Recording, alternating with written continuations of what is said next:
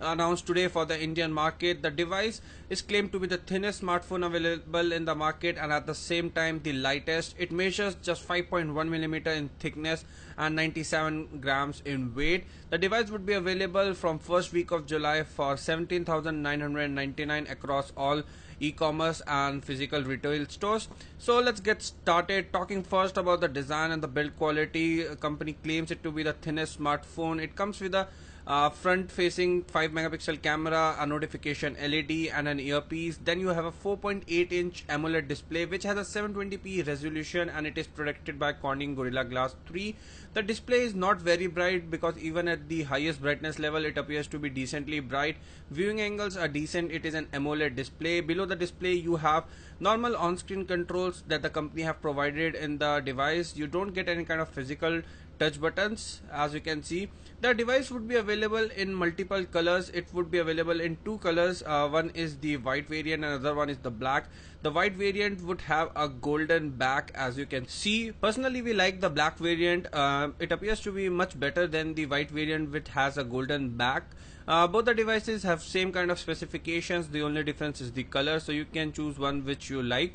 Moving to the sides, on the right side of the device you have a slot for the SIM card. It is a single SIM device and it comes with the power of the lock key on the right side. At the top you have antenna cutouts for better signal reception. On the left side you have a volume rocker.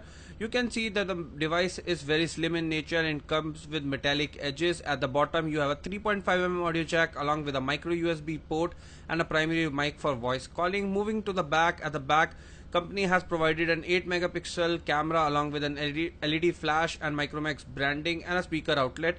The device has a glass back. Overall the device is very light in weight. It weighs only 97 grams and we personally felt it is very light in weight. At the same time it is very solid and sturdy device. Moving on to the hardware and performance, the device is powered by a Snapdragon 410 chipset which is a quad core processor along with a 2 GB of RAM and 16 gigs of internal storage. You can't expand the internal storage as there is no micro SD slot for expansion, which can be a downside for the device for some of the users. And if we talk about the internal storage, out of 16 GB users get roughly around 11 GB storage available on the device. The phone comes with a 2000 mAh battery. Since it's a very slim device, there was obviously a battery constraint.